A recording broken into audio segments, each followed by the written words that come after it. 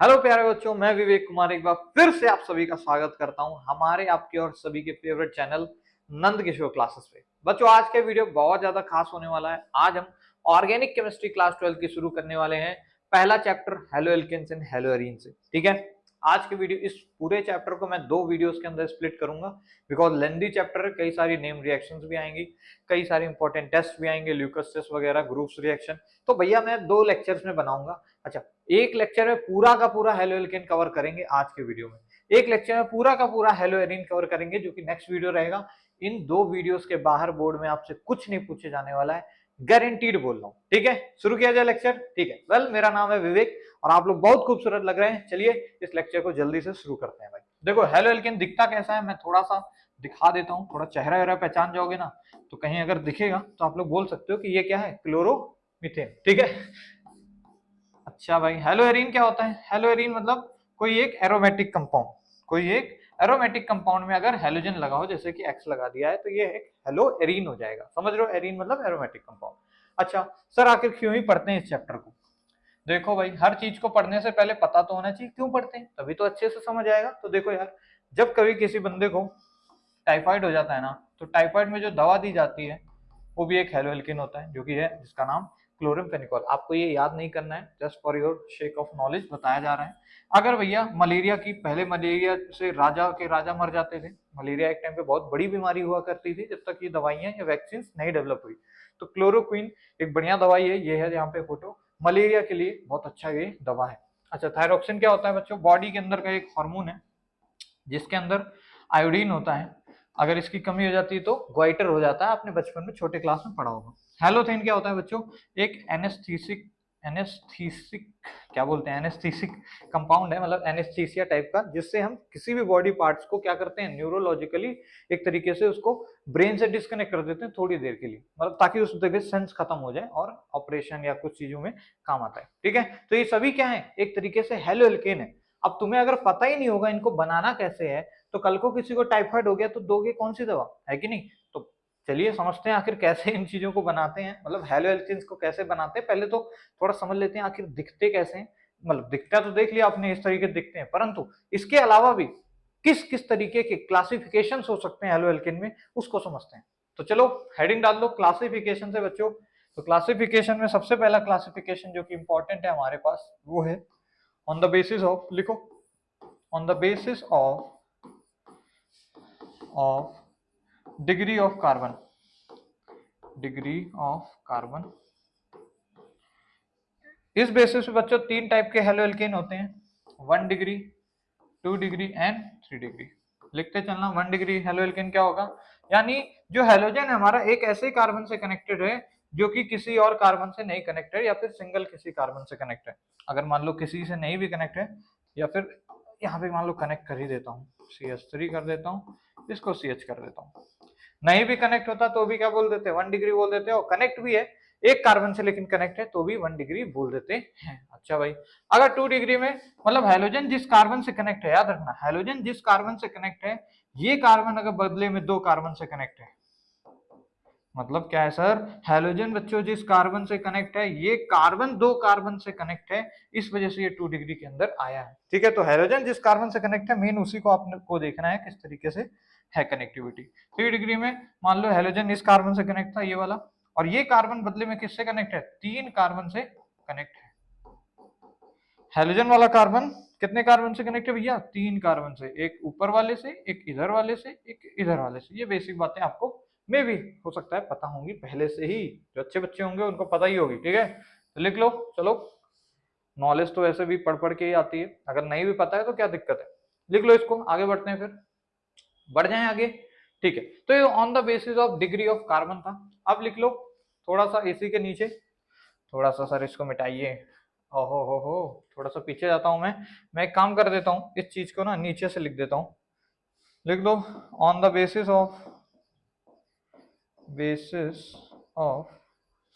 Number of halogen, मतलब halogen कितने लगे हैं उस बेसिस पे भी कुछ एक टाइप्स क्लासिफिकेशन देख लेते हैं। दूसरा पेज ही ऐड कर देता हूँ बिकॉज हमें पेज की जरूरत पड़ेगी। पेज खाली कहाँ है, खाली कहाँ है, ये रहा पेज खाली, इसको उठाते हैं भैया, और ले जाके अपने यहाँ पे अटैच कर लेते हैं। ठीक है, तो भाई लो खाली पेज आ गया है, इस पे लिखते हैं। देख लो दूसरा type, on the basis of number of halogen. लिखते चलना भैया, नोट्स अगर ऑर्गेनिक में नहीं बनाए तो क्या बनाया। ठीक है, नंबर ऑफ हेलोजन के बेसिस पे भैया पहला लिखो मोनो हेलो एल्केन। मोनो नहीं, मोनो हेलो एल्केन। सेकंड लिख लो di halo alkene, di halo alkane. फिर तीसरा लिख लो ट्राई हेलो एल्केन। इसी तरीके चौथा, पांचवा, छठा, समझ गए ना। एक तरीके से लास्ट में पॉली हेलो एल्केन लिख लेना, पॉली हेलो एल्केन। एक ऐसा हेलो एल्केन जिसके अंदर एक से ज्यादा प्रेजेंट हो क्या भाई हमारे हेलोजन ग्रुप्स। जैसे मोनो हेलो एल्केन का एग्जांपल ले लूं अगर मैं, तो क्या ये होगा CH3Cl। यहाँ पे एक हेलोजन है तो हम क्या बोल सकते हैं, ये सर एक मोनो हेलो एल्केन है। डाई हेलो एल्केन का एग्जांपल ले लें तो CH2Cl2। यहाँ पे क्या है, दो हमारे हेलोजन हो गए। ट्राई हेलो एल्केन का एग्जांपल CHCl3, समझ रहे हो। इसी तरह टेट्रा भी होगा CCl4। अब बच्चे सोच रहे होंगे सर पेंटा कैसे बनाओगे। देखो पेंटा के लिए हम दो कार्बन ले लेंगे, हमें क्या मतलब है भाई, पेंटा के लिए हम क्या कर लेंगे, दो कार्बन ले लेंगे, इधर 2Cl इधर 3Cl लगा दूंगा।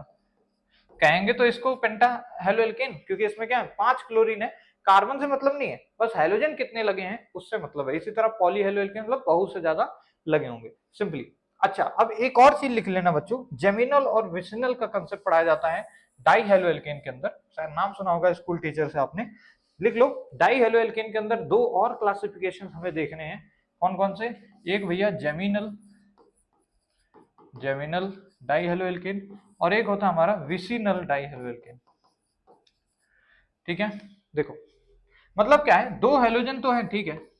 अगर मान लो ये दो हेलोजन सेम कार्बन से कनेक्टेड है, मान लो इस टाइप का कुछ है, CH3 कर दिया, ये CH लगा देता हूं।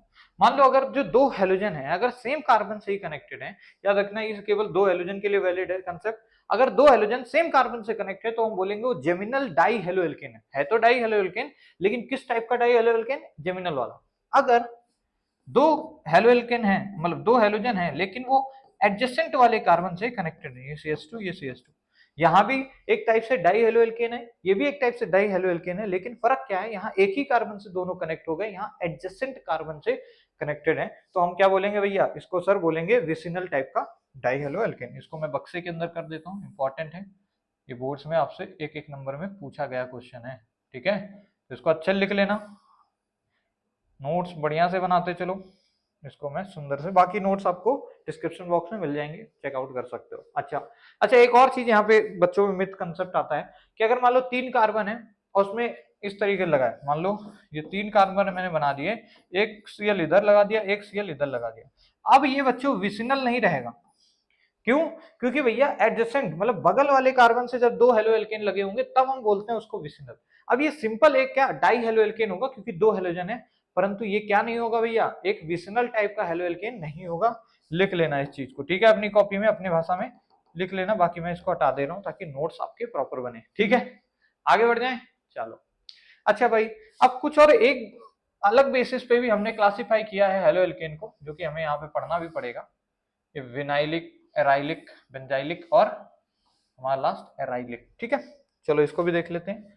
एलाइलिक का मतलब क्या हो गया बच्चों, मान लो एक डबल बॉन्ड लगा हुआ है, तो डबल बॉन्ड जब भी लगेगा दो कार्बन होंगे, एक ये कार्बन एक ये कार्बन। ठीक है, अगर मान लो जो हेलोजन अटैच्ड है हमारा, हेलोजन जो लगा हुआ है, मान लो ये Cl हेलोजन है हमारा, और ये जो इस कार्बन से लगा है, हेलोजन जिस कार्बन से लगा है वो कार्बन अगर डबल बॉन्डेड कार्बन से लगा हुआ है तो हम बोलेंगे ये एलाइलिक हेलोजन है, मतलब एलाइलिक हेलो एल्केन है। क्या है, एलाइलिक हेलो एल्केन। याद रखना ऑन द बेसिस ऑफ, ये उस तरह नहीं है कि मोनो डाई ट्राई या फिर 1 डिग्री 2 डिग्री, नहीं, यहाँ डबल बॉन्डेड कार्बन से जो कार्बन कनेक्ट है उससे अगर हेलोजन लगा है, मतलब या फिर ऐसे बोलूं, हेलोजन जिस कार्बन से लगा है वो कार्बन अगर डबल बॉन्डेड कार्बन से जुड़ा हुआ है तो वो एलाइलिक हो जाएगा। जस्ट बगल में विनाइलिक का ही एग्जांपल लिख लेते हैं बच्चों। विनाइलिक में क्या होगा, थोड़ा सा केस उल्टा होगा, मतलब जो डबल बॉन्डेड कार्बन है ना उसी से डायरेक्ट हेलोजन लगा होगा, जैसे कि यहाँ पर ही Cl लगा दे रहा हूँ। बाकी आप लोग हाइड्रोजन इधर CH2 कर लो, इधर एक H लगा लो। समझ गए क्या बात को। आई होप कि समझ गए होगे। अगर हेलोजन हमारा डबल बॉन्डेड कार्बन से डायरेक्टली अटैच्ड है तो वो विनाइलिक के अंदर आ जाएगा। अगर हेलोजन हमारा एक ऐसे कार्बन से कनेक्ट है जो कार्बन डबल बॉन्डेड कार्बन से कनेक्ट है, समझो बात को, यहाँ पे एक कार्बन से कनेक्ट है, वो कार्बन डबल बॉन्डेड कार्बन से कनेक्ट है, तो एलाइलिक, डायरेक्टली वही होगा तो विनाइलिक। अच्छा, बेंजाइलिक में भी कुछ ऐसी सिचुएशन है। बेंजाइलिक में भी भैया एक ऐसी सिचुएशन है कि ये मान लो बेंजीन की रिंग है, ठीक है, और बेंजीन रिंग से एक कार्बन जुड़ा हुआ है, और बेंजीन रिंग से जुड़ा हुआ कार्बन से अगर हेलोजन कनेक्ट है, मान लो ये Cl क्या है, एक ऐसे कार्बन से यहाँ पे कनेक्टेड है, इस कार्बन से जो कार्बन किसी बेंजीन रिंग से कनेक्ट है। हेलोजन जब किसी ऐसे कार्बन से कनेक्ट हो जो कार्बन खुद बेंजीन रिंग से कनेक्ट हो तो वो बेंजाइलिक हेलोएल्केन हो जाएगा। सेम इसका जस्ट रिवर्स, अगर हेलोजन डायरेक्टली किसी बेंजीन रिंग या एरोमेटिक बोला गया है यहाँ पे, डायरेक्टली किसी उससे कनेक्ट हो जाए, जैसे कि ये इस केस में, तो हम इसको बोलेंगे एराइलिक। जस्ट फर्क है, वहां पे एक ऐसे कार्बन से कनेक्ट है जो कार्बन बदले में कनेक्ट है, समझ रहे हो, जैसे दोस्त का दोस्त दोस्त, इस तरीके वाली चीज है कि भैया इसका दोस्त ये, इसका दोस्त ये, तो उसने बोला भैया ये बेंजाइलिक है, मैं इनडायरेक्टली बेंजीन से कनेक्ट है। याद रखना, बेंजाइलिक मतलब इनडायरेक्टली बेंजीन रिंग से कनेक्ट है, एराइलिक का मतलब डायरेक्टली कनेक्ट है, जबकि एलाइलिक का मतलब होता है इनडायरेक्टली डबल बॉन्डेड कार्बन वाले से कनेक्ट है। देखो ये कार्बन डबल बॉन्डेड से कनेक्ट है और ये खुद इससे कनेक्ट है, तो इसको फील हो रहा है कि डबल बॉन्ड से कनेक्ट है, यहाँ ये डायरेक्टली कनेक्टेड है, तो यहाँ फील हो रहा है, यहाँ डायरेक्टली कनेक्ट, यहाँ फील हो रहा है, यहाँ डायरेक्टली कनेक्ट, ठीक है भैया, लिख लेना भैया, यहाँ फीलिंग आ रही है पर है नहीं, याद रखना ये है, ये फीलिंग आ रही है यहाँ भी, यहाँ पे एक्चुअल में, तो कुछ कुछ ऐसे सिचुएशन आ रही है बच्चों, तो हमने ऐसे ऐसे क्लासिफाई कर दिया है हेलोएल्केन को। आगे बढ़े, लिख लो इसको, आगे बढ़ते हैं। अच्छा भाई, अब थोड़ा सा देखते हैं ये नेचर ऑफ CX बॉन्ड मतलब क्या है। थोड़े बहुत हेलोएल्केन बनाता हूं मैं, जैसे मान लो कि एक हेलोएल्केन है CH3Cl, और एक हेलोएल्केन, इसको पहले CH3F बनाता हूँ, CH3F हेलोएल्केन है बिल्कुल, no doubt, CH3Cl, CH3Br, CH3 iodine. शुरुआत में एनसीईआरटी में दिया हुआ है नेचर ऑफ CX बॉन्ड करके, तो इसको समझते हैं थोड़ा सा। अगर मैं बच्चों बात करूं यहाँ पे, ये सभी के सभी क्या है, हेलोएल्केन, नो डाउट, और इनमें जो हेलोजेंस लगे हैं वो अलग अलग किसके हैं, पीरियड्स के हैं, ठीक है, फ्लोरीन अलग पीरियड का है, क्लोरीन अलग पीरियड, ब्रोमीन और आयोडीन अलग अलग के। हमसे पूछता है कि नीचे आने पे अगर मैं बात करूं ज्यादा बॉन्ड स्ट्रेंथ किसकी होगी, बॉन्ड लेंथ की पहले बात कर लेते हैं। बॉन्ड लेंथ का ऑर्डर क्या है, बॉन्ड लेंथ GTH, तो आपको पता है भैया बॉन्ड लेंथ किस पे डिपेंड करती है भाई। बॉन्ड लेंथ अगर बात करें तो मान लो सबसे ऊपर ले लो, तो ऊपर कार्बन इतना है और इससे फ्लोरीन जो अटैच है वो थोड़ा सा ही हल्का सा बड़ा है, नीचे कार्बन अभी भी उतना ही है, अब क्लोरीन थोड़ा सा और बड़ा हो गया, उसके नीचे आए तो कार्बन अभी भी इतना ही बड़ा है लेकिन ब्रोमीन और बड़ा हो गया। तो जैसे जैसे नीचे होते जाओगे तो हमें जब भी कभी वो निकालना होता है, मान लो क्या निकालना होता है, बॉन्ड की लेंथ निकालनी होती है, तो दोनों के सेंटर को मैच करते हैं, उसके बाद मिड पॉइंट निकालते हैं। यहाँ पे सेंटर को मैच करोगे फिर मिड पॉइंट निकालोगे, यहाँ पे भी सेंटर को मैच करोगे फिर मिड पॉइंट निकालोगे, तुम्हें पता चलेगा जैसे जैसे साइज इधर का बड़ा होता जा रहा है ये लाइन खिंचती जाएगी, मिड पॉइंट भी बड़ा होता जाएगा। अरे बॉन्ड लेंथ निकालना सीखा है ना 11th में आपने, केमिकल बॉन्डिंग में सारी बातें करी है। तो बॉन्ड लेंथ की अगर बात करूं तो नीचे आने पे बॉन्ड लेंथ क्या हो रही है, इंक्रीज हो रही है सर। समझ पाए इंक्रीज क्यों हो रही है, क्योंकि भैया सर साइज ऑफ जो एनायन है वो बढ़ता जा रहा है, साइज ऑफ एनायन बढ़ता जा रहा है तो बॉन्ड लेंथ क्या होगी, ऑटोमेटिकली इंक्रीज होगी। ठीक है सर, बॉन्ड लेंथ की तो बातें कर ली। अच्छा, बॉन्ड लेंथ का अगर ये ऑर्डर है तो मुझे अब बॉन्ड एंथैल्पी का ऑर्डर बताओ। बॉन्ड एंथैल्पी बच्चों, बॉन्ड एंथैल्पी एक मतलब थर्मोडायनेमिक टर्म हो जाता है। बॉन्ड एंथैल्पी बोलते हैं एक तरीके, बॉन्ड डिसोसिएशन एंथैल्पी मतलब बॉन्ड को तोड़ने में लगने वाली जो एनर्जी है वो कितनी है, किस में ज्यादा लगेगी। तो भाई अगर देखो ध्यान से, मान लो CH3F को तुमने तोड़ दिया, CH3F को क्या किया तुमने, ब्रेक डाउन कर दिया सर, दरार ला दी इनके रिश्ते में, ठीक है। अब होगा क्या, जब ये टूट जाएगा तो सर ये टूट जाएगा तो हमारा CH3 प्लस बनेगा, अरे यार क्या लिख दिया सर, माफ करना बच्चों, एक CH3 प्लस बन जाएगा कार्बोकेटायन और एक फ्लोरीन माइनस बनेगा। सिमिलरली अगर CH3Cl को तोड़ते तो Cl माइनस बनता, फिर Br माइनस भी बनता, इसी तरह आयोडीन का माइनस भी बनता। देखो कैटायन तो सभी में सेम है, कैटायन क्या बनेगा CH3 प्लस ही बनेगा सभी के अंदर। तो कैटायन से तो कोई फर्क पड़ेगा नहीं, हमने कैटायन को मिटा दिया, हम क्या भैया कैटायन से कोई फर्क नहीं पड़ रहा, वो हर केस में सेम है। फिर हमने देखा कि सर जो एनायन है हमारा, एनायन की बात करूं तो भैया फ्लोरीन के ऊपर निगेटिव चार्ज क्या होगा, अनस्टेबल होगा। क्लोरीन के ऊपर थोड़ा सा स्टेबल होगा। जैसे जैसे देखो ये हमने सीखा था इलेक्ट्रोनिगेटिविटी में, केमिकल बॉन्डिंग में, जितना बड़ा साइज ऑफ एनायन होता है वो अपने ऊपर निगेटिव चार्ज को स्टेबली होल्ड कर सकता है। जैसे अगर आयोडीन की बात करें, बहुत बड़ा है आयोडीन, अलग पीरियड का है, बहुत बड़ा है उसका साइज, उसके ऊपर -1 चार्ज आराम से सह लेगा। बात करें बीआर का तो आयोडीन के मुकाबले थोड़ा छोटा है, उसके ऊपर निगेटिव चार्ज सह तो लेगा, लेकिन थोड़ा सा आयोडीन से ज्यादा मुश्किल पड़ेगी उसको, यानी अनस्टेबिलिटी फील आएगी। अरे यार ये गायब ही हो गया ठीक है, समझ रहे हो। इसी तरह अगर मैं बात करूं क्लोरीन की और फ्लोरीन की, तो फ्लोरीन का साइज सबसे छोटा है, इसके ऊपर निगेटिव चार्ज सबसे ज्यादा अनस्टेबल होगा। तो भैया ये सबसे ज्यादा अनस्टेबल होगा, ये स्टेबल होगा, ये भी स्टेबल होगा, स्टेबल, और ये मोस्ट स्टेबल होगा। अच्छा, मोस्ट स्टेबल होने का मतलब है कि ये बनना चाह रहा होगा। मोस्ट स्टेबल मतलब क्या, ये चाहेगा, यानी CH3I चाह रहा होगा कि मैं टूट के I- बना लूं, क्योंकि I- इज मोस्ट स्टेबल। समझ पा रहे हो क्या बात को। यानी नीचे जाने पे स्टेबिलिटी क्या हो रही है बच्चों, बढ़ती जा रही है। नीचे जाने पे स्टेबिलिटी हमारी बढ़ती जा रही है। इट मीन सर नीचे जब जाएंगे तो हमारी बॉन्ड इंथैल्पी भी क्या होगी भैया, बॉन्ड इंथैल्पी घटती जाएगी। भाई नीचे जाने पे बॉन्ड इंथैल्पी डिक्रीज कर रही होगी, समझो बात को। भाई फ्लोरीन माइनस अनस्टेबल है, फ्लोरीन माइनस क्योंकि अनस्टेबल है, तो CH3F में जब तुम एनर्जी दोगे कुछ तोड़ने के लिए, CH3 और F- निकालने के लिए, तो ज्यादा एनर्जी देनी पड़ेगी, क्योंकि जो प्रोडक्ट बन रहा है ये अनस्टेबल है। अनस्टेबल का मतलब हाई एनर्जी है, भाई ज्यादा रिएक्टिव होगा ना फ्लोरीन माइनस, इसके पास ज्यादा एनर्जी होगी, इधर कम एनर्जी है, तो रिएक्शन आगे की ओर उतनी तेजी से नहीं जाएगी, यानी तुम्हें बहुत ज्यादा एनर्जी देनी पड़ेगी, एंडोथर्मिकली प्रोसीड होगी। ये बेसिक बातें 11th क्लास में हो रखी है, अगर नहीं समझ आई तो भैया ये इंक्रीज करता है, ये डिक्रीज करता है, ये एक नंबर पे क्वेश्चन पूछा गया है बोर्ड में, इसलिए बताया है। समझ रहे हो क्या। अगर अलग अलग हेलोजेंस हैं तो भैया सबसे ज्यादा बॉन्ड एंथैल्पी किसके लिए आएगी, फ्लोरीन वाले के लिए, सबसे कम इसमें, तभी तो नीचे आने पे डिक्रीज कर रही है। मान लो इसकी कुछ होगी, इसकी कुछ, इसकी कुछ, एनसीईआरटी में पूरा टेबल दे रखा है, मैंने आपको बस फीलिंग में बताया। ठीक है, आगे बढ़ते हैं। अब देखो भैया आगे उसी पॉइंट पे कि आखिर बनाते कैसे हैं हेलो एल्केन्स को, आखिर how do we prepare haloalkanes, समझे क्या। चलो भाई, अलग अलग मेथड्स हैं बच्चों इसको बनाने के। एल्केन से भी बनाया जा सकता है, एल्कीन से भी बना सकते हैं, और भी कई मेथड्स हैं। शुरू करते हैं हम लोग सबसे पहले एल्केन से, फिर एल्कीन से देखेंगे, फिर एल्कोहल से बनाएंगे, फिर एल्काइल हैलाइड से भी इसको बनाएंगे, जिसमें हम फिंकलस्टीन नेम रिएक्शन कई सारी आएंगी, शॉर्ट्स वगैरह। शुरू करें। देखो भाई, मान लो एल्केन से बना रहे हैं, तो एल्केन कोई ले लेते हैं भाई। एलिफेटिक हाइड्रोकार्बन मतलब कोई एक एल्केन, CH4 ले लिया मैंने। इससे हमें क्या करना है, हाइड्रोजन को हटा के एक क्लोरीन या कोई एक हेलोजन लगा देना है, तो क्या बन जाएगा, CH3Cl बन जाएगा, और यही हमारा हेलो एल्केन बन जाएगा। एलिफेटिक समझते हो बच्चों, एलिफेटिक मतलब सिंगल चेन, कोई रिंग विंग नहीं होगी, तभी तो हेलो एल्केन बन रहा है। याद रखना इस मेथड से, इस तरीके से, यानी कि हम क्या नहीं, वैसे तो ये कोई तरीका नहीं है, तो जस्ट ऐसे ही बोला गया है, अगर एक हाइड्रोजन हटाएं तो ऐसे ही बन जाएगा।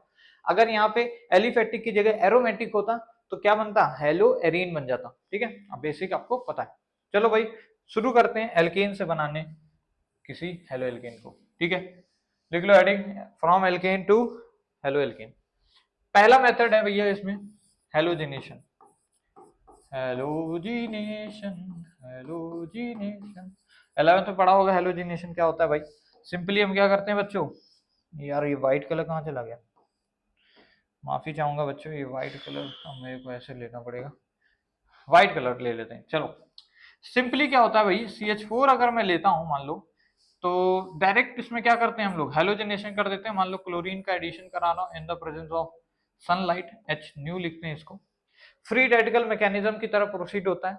आपको पता है एक क्लोरीन हटेगा, और मतलब एक हाइड्रोजन हटेगा, CH3 बच जाएगा, और एक Cl लग जाएगा, और H और Cl बाहर हो जाएगा। कुछ पहले स्टेप में रिएक्शन ऐसी होती है। अगर हम इसकी मैकेनिज्म की बात करें तो भैया इनिशिएशन, 3 स्टेप होते हैं। पहला स्टेप इनिशिएशन, दूसरा प्रोपागेशन, और तीसरा क्या होता है बच्चों, टर्मिनेशन। नाम सुने होंगे 11th क्लास, याद आ रहा है, टर्मिनेशन। ठीक है, इनिशिएशन में क्या होता है, फ्री रेडिकल बनते हैं, Cl2 टूट जाता है किसमें, Cl फ्री रेडिकल टाइप में, ठीक है। उसके बाद CH4 के पास जाता है ये Cl फ्री रेडिकल और CH3 फ्री रेडिकल बना देता है और HCl बाहर हो जाता है। समझ रहे हो, कुछ इस टाइप से रिएक्शन प्रोपोगेट करती है। लास्ट में हमें इसको रोकना पड़ता है, क्यों? क्योंकि सर अगर रोकेंगे नहीं इस रिएक्शन को तो यहाँ पे हमें CH3Cl यानी एक मोनो हेलो एल्केन मिला, इसी तरीके से हमें एक डाई हेलो एल्केन मिलता है CH2Cl2, समझ रहे हो, Cl2। फिर एक ट्राई हेलो एल्केन मिलता रहता है CH3Cl3, फिर एक टेट्रा हेलो एल्केन भी मिल जाता है। यानी कुल मिला के हमें अगर इस रिएक्शन को नहीं रोका जाए तो मिक्सचर ऑफ प्रोडक्ट्स मिलते हैं। क्या मिलते हैं? मिक्सचर ऑफ प्रोडक्ट्स मिलता है, मिक्सचर ऑफ प्रोडक्ट्स। इसी वजह से इस रिएक्शन को जनरली हम लैब्स के अंदर नहीं प्रोसीड कराते हैं, ठीक है। इंडस्ट्रियल में हम इसको यूज कर सकते हैं क्योंकि हमें एक प्रॉपर सेटअप चाहिए होगा ताकि इस रिएक्शन को मैं सिंपली वन स्टेप में ही प्रोसीड करूं, क्योंकि मुझे केवल और केवल हेलो एल्केन बनाना है। ये die halo alkene, try halo alkane और टेट्रा वाला नहीं बनाना था प्रोडक्ट। परंतु इस रिएक्शन में अनकंट्रोल्ड वे में होती है ये चीज, इस वजह से ये रिएक्शन का क्या है, डीमेरिट भी होता है। तो चलो इसको लिख लो, इसके आगे बढ़ जाते हैं, डीमेरिट्स लिखते हैं। देखो क्या था डीमेरिट, अगर मैं बात करूं तो भाई सर हमने क्या किया, मीथेन को लिया, डायरेक्ट क्लोरीनेशन करा दिया इसका HNU की प्रेजेंस में, तो हमें कई सारे प्रोडक्ट मिले। एक तो CH3Cl मिलेगा, एक CH2Cl2। सिंपली क्या करना है, एक हाइड्रोजन हटाओ, एक Cl लगाओ, दूसरा हाइड्रोजन हटाओ, फिर एक Cl लगाओ, एक और हाइड्रोजन हटाओगे तो CH हो जाएगा और 3 क्लोरीन हो जाएंगे, फिर एक और हटाओगे तो C बन जाएगा और ये 4 क्लोरीन। इसके नाम आपको पता होगा, mono halo alkane, di, tri, tetra. समझ रहे हो, इस तरीके से मिक्सचर ऑफ प्रोडक्ट्स हमें मिल रहा है।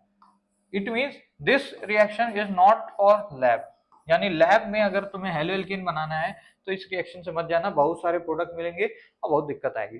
तो ऐसे रिएक्शंस में हम क्या करते हैं, हम वन इक्विवेलेंट लेते हैं क्लोरीन का। मतलब क्या है, क्लोरीन को हम कम लेते हैं और अपना CH4 ज्यादा लेते हैं, बढ़ा के ले लेते हैं मीथेन को, यानी हमारे जो हेलोजन है या सॉरी एल्केन है उसको हम एक्सेस में लेते हैं और क्लोरीन को हम लिमिट में लेते हैं, कम लेते हैं, वन इक्विवेलेंट वैसे, ताकि रिएक्शन केवल एक स्टेप में जा सके, उसके बाद क्लोरीन खत्म हो जाए। यानी क्लोरीन जब फ्री रेडिकल में नहीं टूटेगा, जैसे अगर मैं बैक जाऊं पीछे की ओर, तो यहाँ पे क्या है, सबसे पहला इनिशिएशन कैसे हो रहा है, क्लोरीन टूट के 2Cl फ्री रेडिकल बना रहा है, वही Cl फ्री रेडिकल इसको तोड़ने जा रहा है। तो अगर Cl फ्री रेडिकल कम होंगे, यानी इसकी हम अगर वन इक्विवेलेंट ले लेंगे, तो रिएक्शन मैक्स टू मैक्स कोशिश करेगी किधर जाने का, सिंगल स्टेप में, मतलब दूसरा स्टेप ये और ये हमारे पास नहीं बनेंगे। समझ रहे हो क्या? ये फिर उस केस में चांसेस होंगे कम बनेंगे, नहीं बनेंगे 100% ऐसा नहीं बोल सकते, कुछ बहुत बनेगा पर कम हो जाएगा, ठीक है। परंतु फिर भी हम इसको यूज नहीं करते हैं।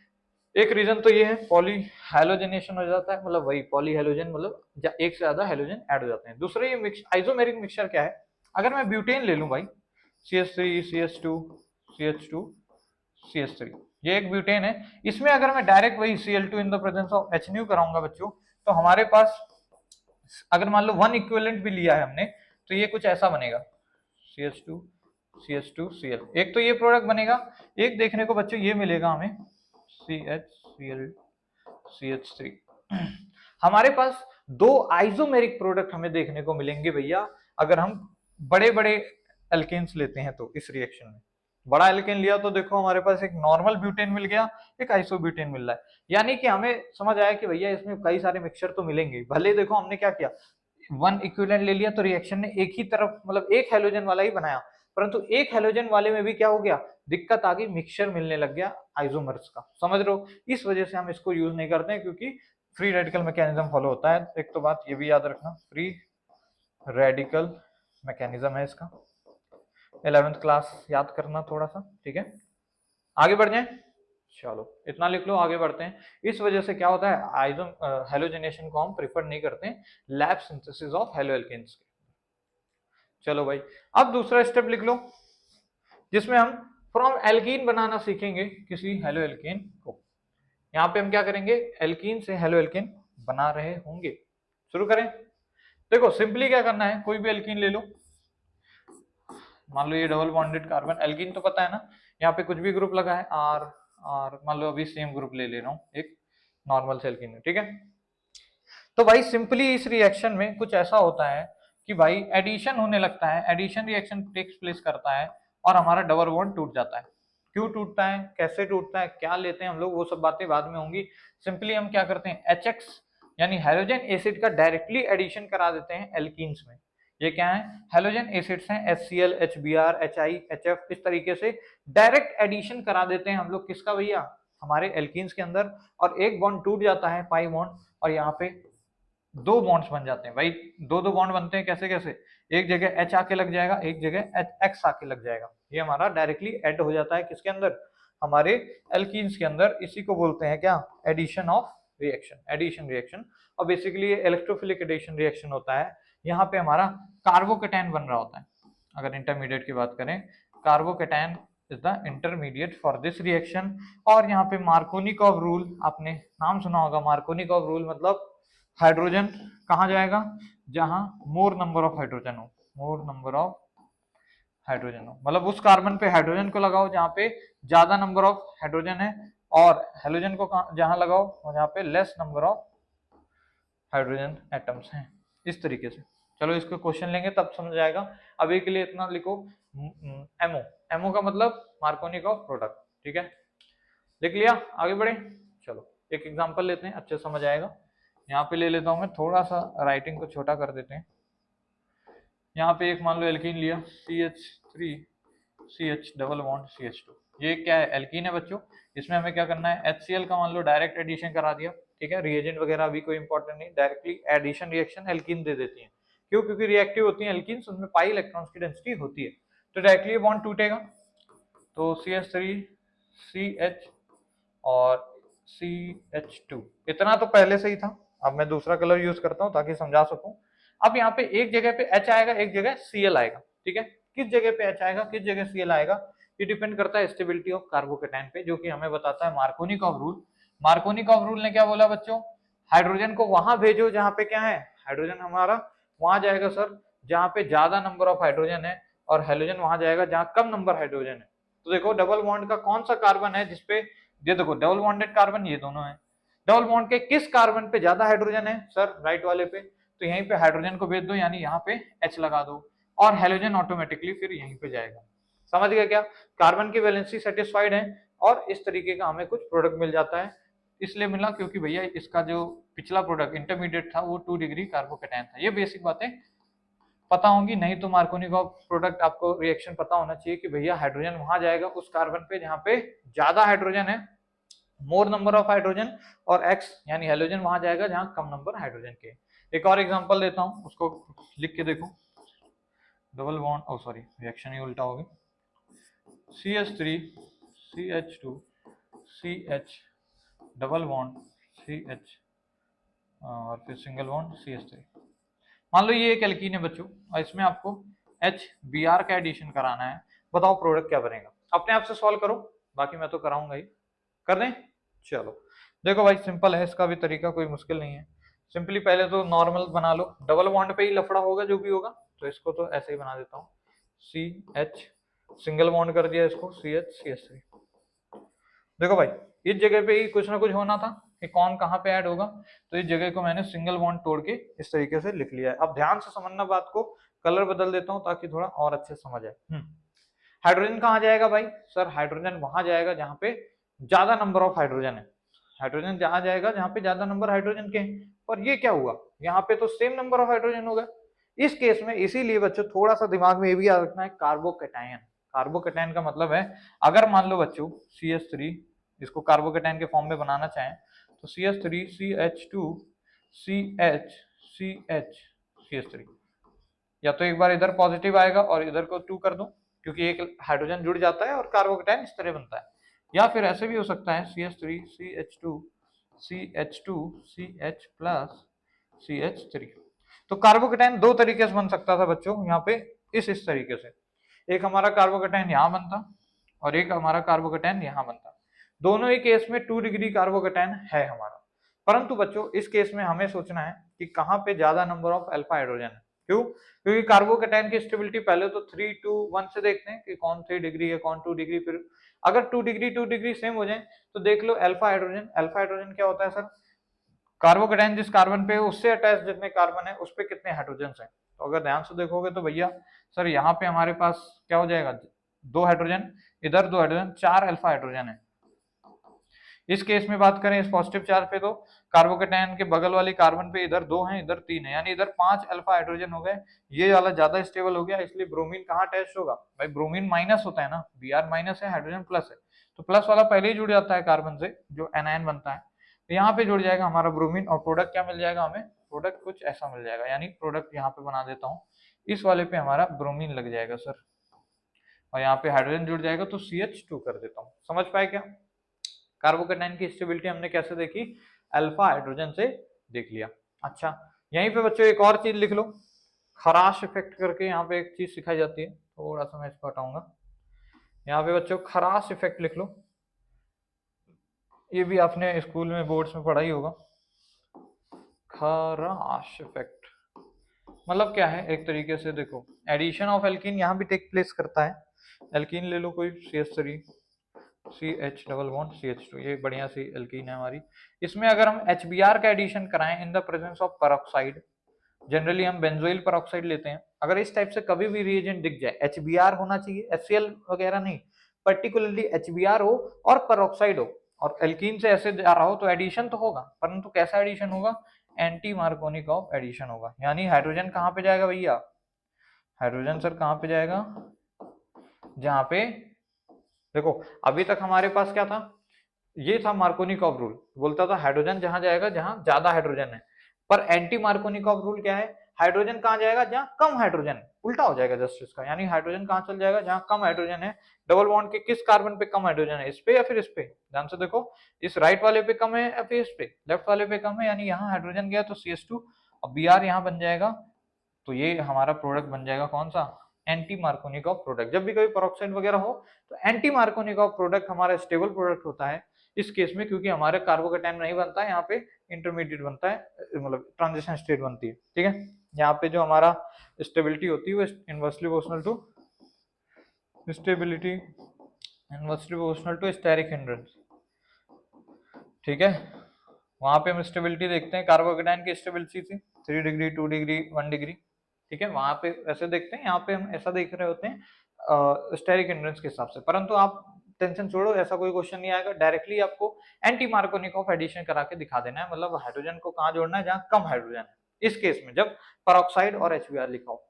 आगे बढ़े, चलो इसको लिख लो, आगे बढ़ते हैं हम लोग जल्दी से, चलो भाई, अच्छा भाई, अब देखो एल्कीन से हम लोग क्या बनाएंगे भैया, अभी भी हम लोग बना तो वही रहे हेलो एल्केन, परंतु ये टेस्ट बहुत इंपॉर्टेंट हो जाता है, क्योंकि इसको टेस्ट ऑफ अनसैचुरेशन भी बोल देते हैं।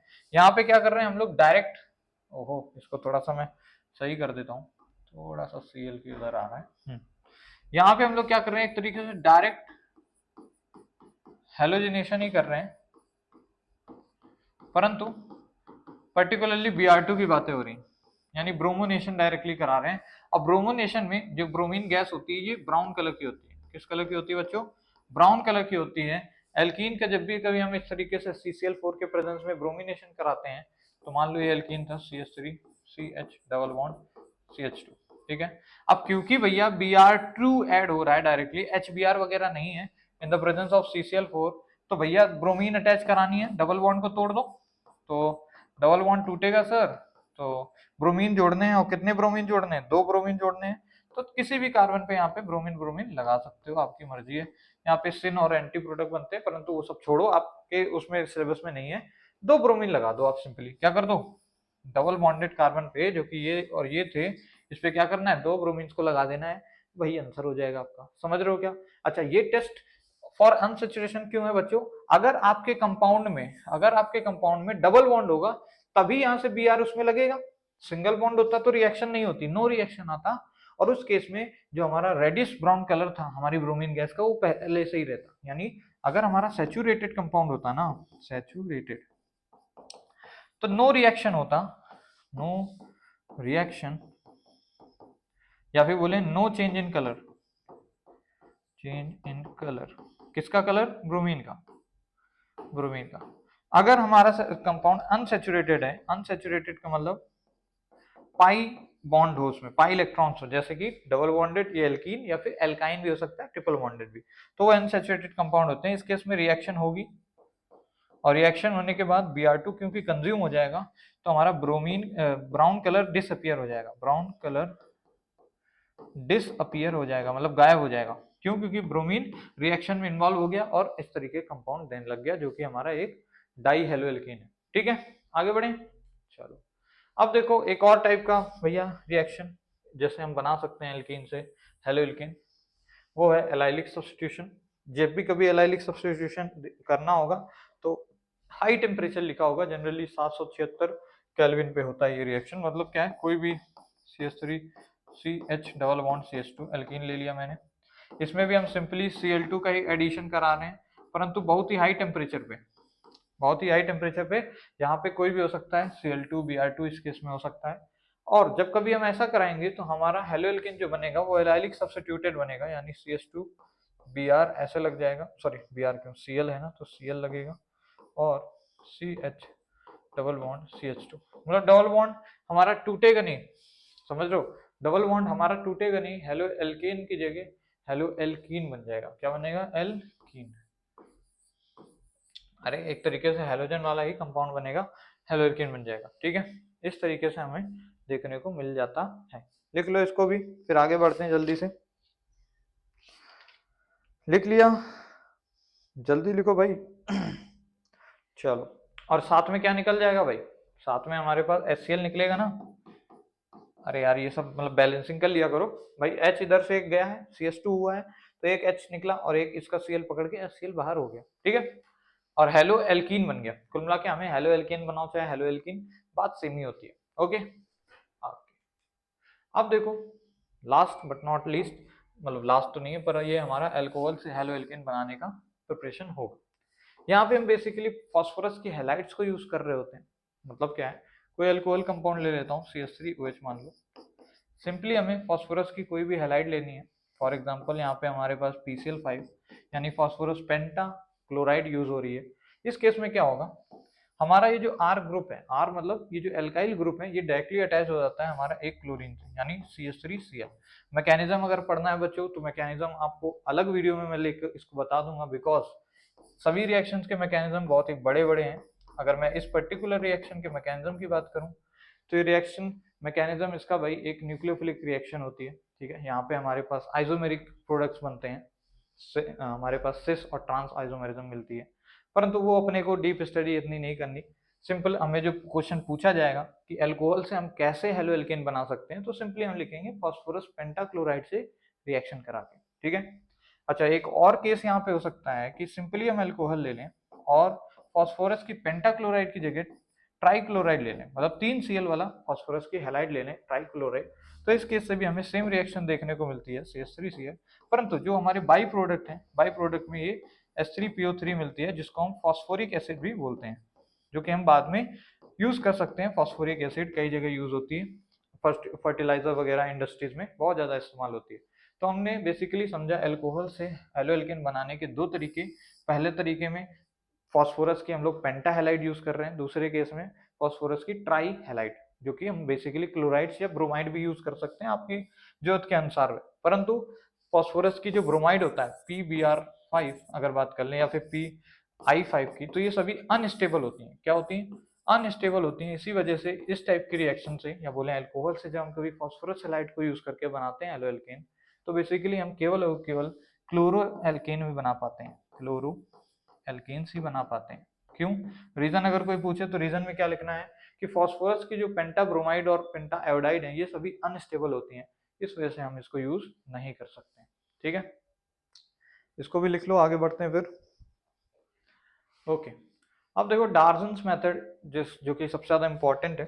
अल्कोहल से हम बेसिकली हेलो एल्केन बना रहे होते हैं, और बड़ा इंपॉर्टेंट क्यों है? क्योंकि इसके जो बाई प्रोडक्ट्स होते हैं बच्चों, वो गैसियस होते हैं, और गैस को सेपरेट करना बड़ा आसान होता है। ठीक है, मीन्स क्या है, मान लो कोई अल्कोहल ले लेते हैं CH3OH, ठीक है, और इस केस में डार्जन्स मेथड इसको नाम क्यों दिया गया है? क्योंकि ये रिएक्शन बच्चों देखो, पहली बात तो पिरीडीन की प्रेजेंस में हो रही होती है, और SOCl2 जिसको हम बोलते हैं थायोनिल क्लोराइड, क्या बोलते हैं? Thionyl chloride, CHLORIDE, thionyl chloride की reaction in the presence of pyridine हम कराते हैं, तो हमें क्या देखने को मिलता है? फिर से मैकेनिज्म हमारे लिए इंपॉर्टेंट नहीं है, हमें मेन रिएक्शन पता होनी चाहिए। हेलो एल्केन मिल जाता है, यानी कि CH3Cl, सिंपली हमें ये बना दिया। साथ में हमें क्या क्या बाई प्रोडक्ट मिलता है बच्चों, इस केस में SO2 गैस निकलती है, सल्फर डाइऑक्साइड, और HCl गैस भी हमें देखने को मिलती है। Since both the by products are gaseous in nature, हम इनको इजीली सेपरेट आउट कर सकते हैं, और इस वजह से यही रिएक्शन, इसको क्या बोलते हैं, best method preparation for haloalkane. लिख लेना, best method for preparation of haloalkane. ठीक है, बेस्ट मेथड क्यों बोला, समझ गए होगे बात को, क्योंकि हमारे पास जो बाई प्रोडक्ट्स हैं वो गैसियस हैं बच्चों, गैस को सेपरेट करना आसान होता है, वरना रिएक्शन कराने के बाद प्रोडक्ट भी सेपरेट करना एक बड़ी चुनौती हो जाती है जब हम रिएक्टर की बात कर रहे होते हैं। ठीक है, लिख लो इसको, आगे बढ़ते हैं फिर। ओके, अच्छा, इसके बाद कुछ एक हमें हेलोजन एक्सचेंज रिएक्शंस पढ़नी है बच्चों, जिनमें से पहली रिएक्शन देखो आ गई आपके सामने, इसको बोलते हैं फिंकल-स्टीन रिएक्शन। फिंकल-स्टीन इसलिए बोलते हैं क्योंकि फिंकल नाम के साइंटिस्ट ने इस रिएक्शन को इजाद किया था। इसमें हम क्या करते हैं, कोई भी एक हेलोजन ले लेते हैं, CH3Cl, मतलब अब हम कौन सा प्रिपरेशन मेथड पढ़ रहे हैं, फ्रॉम एल्काइल हैलाइड वाला। देखो मैं वापस से वो PDF खोल देता हूँ, कहाँ गया पेज, हाँ, यहाँ पे हमने एल्कीन से बनाना सीख लिया, एल्केन से बनाना सीख लिया, एल्कोहल से भी अभी 2-3 मेथड देख लिए। अब हम एल्काइल हैलाइड से बनाना सीख रहे हैं, जो कि पहला मेथड हमारा क्या है, ये रहा, देखो फिंकल-स्टीन मेथड। यहाँ पे हमने एक एल्काइल की हैलाइड ले रखी थी, मान लो कि CH3Cl। जब हम इसको NaI के साथ रिएक्ट कराते हैं, सोडियम आयोडाइड के साथ, तो यहाँ पे इन द प्रेजेंस ऑफ, याद रखना, एसीटोन। एसीटोन क्या होता है, मीडियम प्रोवाइड कराता है रिएक्शन होने के लिए, सॉल्वेंट देता है। अच्छा, इस प्रेजेंस में क्या होता है, हमारे जो हेलोजेंस हैं ये एक्सचेंज हो जाते हैं बच्चों, हेलोजन एक्सचेंज होते हैं, मतलब Cl आयोडीन की जगह चल जाता है, आयोडीन Cl की जगह चल जाता है। तो हमारे पास क्या बनेगा, एक तरीके से ये बेस्ट मेथड हो जाता है CH3I को बनाने का, और NaCl बाहर हो जाएगा हमारे पास। Cl की जगह हम ब्रोमीन और क्लोरीन यूज करते हैं जनरली। और ये रिएक्शन किस लिए होती है, फिंकल-स्टीन किस लिए मेथड है बच्चों, फॉर मेकिंग, लिख लो, for making halo iodine, sorry, making iodide, समझ रहे हो, एक तरीके का आयोडीड टाइप का हेलो एल्केन बनाने के लिए, आयोडाइड हेलो एल्केन, एल्केन समझ रहे हो, जैसे ब्रोमो एल्केन था उसी तरीके से आयोडो एल्केन जब हम बनाना होता है तो उस टाइम पे हम इस मेथड को यूज करते हैं आयोडो एल्केन बनाने के लिए, आयोडो एल्केन। ठीक है, इसमें क्या किया हमने, एक एल्काइल हैलाइड से हमने अपनी जो मेन हमें एल्काइल हैलाइड चाहिए थी आयोडो एल्केन, वो हमने बना ली, इसलिए इस मेथड को हमने लिखा है। ठीक है, इसको हेलोजन एक्सचेंज मेथड भी बोलते हैं, लिख लेना। हमें 2-3 हेलोजन एक्सचेंज मेथड पढ़ना है, जिनमें पहला वाला हेलोजन एक्सचेंज मेथड है, क्योंकि यहाँ हेलोजन क्या हो गया, एक्सचेंज हो गया बच्चों, it is a halogen exchange method. लिख लो, आगे बढ़ते हैं।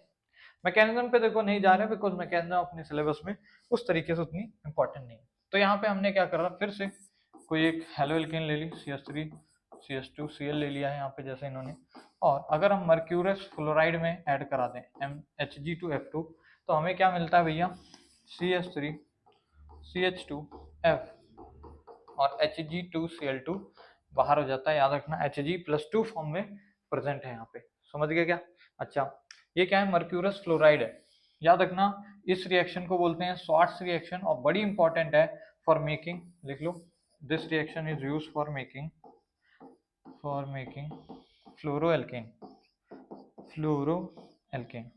अभी तक जितने भी मेथड पढ़े हैं बच्चों, उसमें से हम फ्लोरोएल्केन को नहीं बना सकते थे, फिर चाहे वो एल्केन से क्लोरीनेशन करके हो, क्योंकि उस प्रोसेस में जो हेलोजिनेशन का था उसमें ये रिएक्शन, जब भी कभी फ्लोरोएल्केन हम बनाना चाहेंगे तो फ्लोरीनेशन क्या होती है, बहुत ही हाईली एक्सोथर्मिक होती है, हमारा रिएक्टर ही फट जाएगा, मतलब बहुत ज्यादा एक्सोथर्मिक रिएक्शन होती है। इसको हम केवल हेलोजन एक्सचेंज से बना सकते हैं by the method of shorts reaction. Shorts reaction में रिएजेंट जो होता है वो याद रख लो, Hg2F2 मर्क्यूरिस फ्लोराइड इसको बोलते हैं। ठीक है, मर्क्यूरस फ्लोराइड। आगे बढ़े, ठीक है, बस कुछ एक और बची नेम रिएक्शन, जिनमें से ये एक और है, हंस-टिकर नेम रिएक्शन इसको बोला गया है।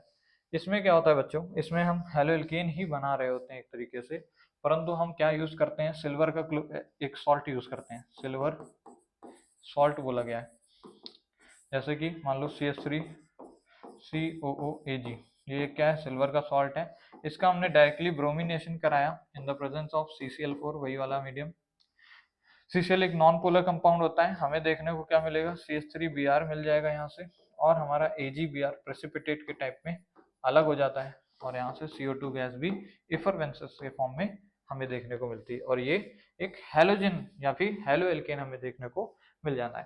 ठीक है, तो लिख लेना, ये वैसे तो प्रिपरेशन ऑफ हेलो एल्केन में ही बताना था, पर थोड़ा सा इसको एडिटर ने पीछे लगा दिया है, कोई बात नहीं।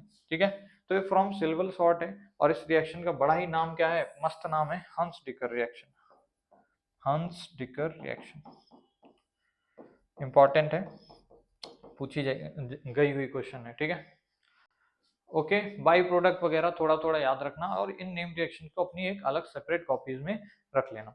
अब चलो देख लेते हैं reaction shown by haloalkanes. Haloalkane किस टाइप की रिएक्शन दिखाते हैं उनको देख लेते हैं। अभी तक जितने भी थे हमने प्रिपरेशन ऑफ हेलो एल्केन को कवर किया है कि किस तरीके से उनको बनाया जाता है। अलग अलग तरीके थे, एल्केन से, एल्कीन से, एल्कोहल से, फिर एल्काइल हैलाइड से। ठीक है, एल्काइल हैलाइड्स में हेलोजन एक्सचेंज पड़ा, फिंकलस्टीन और शॉर्ट्स रिएक्शन। फिंकलस्टीन का NaI यूज किया था, शॉर्ट्स रिएक्शन में हमने मर्क्यूलस फ्लोराइड यूज किया है, इसको फ्लोरोएल्केन बनाने के लिए यूज करते हैं, और फिंकलस्टीन को आयोडोएल्केन बनाने के लिए यूज करते हैं। आई होप कि इतना आपको कंसेप्ट क्लियर होगा। बच्चों देखो, ऑर्गेनिक में फिर से बोल रहा हूँ, अपनी सेपरेट कॉपी बना लो जिसमें आप नेम रिएक्शंस लिखते चलो। ठीक है, चलो अब यहाँ से हम अपनी reaction shown by halo alkane को शुरू करते हैं। सबसे पहले लिख लो बच्चों, रिएक्शंस विद मेटल्स। मेटल्स के साथ हेलो एल्केन कैसे रिएक्ट करते हैं और क्या चीज बनाते हैं, तो लिख लो बच्चों, व्हाइल रिएक्टिंग विद मेटल्स, जो हमारे हेलो एल्केन है वो फॉर्म करते हैं ऑर्गेनोमेटेलिक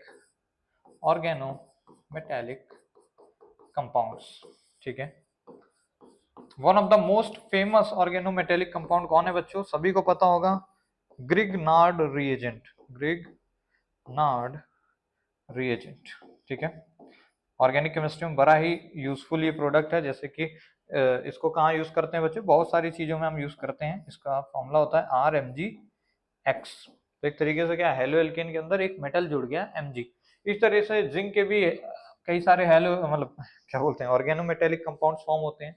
जैसे कि यहाँ देखो, जिंक के साथ रिएक्शन करा रहे हैं इनर्ट एटमॉस्फेयर, यानी विदाउट ऑक्सीजन वगैरह वाले एटमॉस्फेयर में कराया जा रहा है, तो कुछ ऑर्गेनोमेटेलिक कंपाउंड हमें देखने को मिल रहा है। ठीक है, अच्छा सबसे इंपॉर्टेंट एक चीज यहाँ पे लास्ट में लिखा है, ये टेट्रा इथाइलिन लेड, TEL। इसको मतलब क्या वो करते हैं बच्चों, हम लोग इसको यूज करते हैं एंटी नॉकिंग रिएजेंट की तरह। NCERT में लिखा है इसलिए मैंने यहाँ पे लिख दिया एंटी नॉकिंग एजेंट। ये क्वेश्चन आ सकता है, इस वजह से यहाँ पे बहुत इंपॉर्टेंट गोला मार्क करके लिख लेना।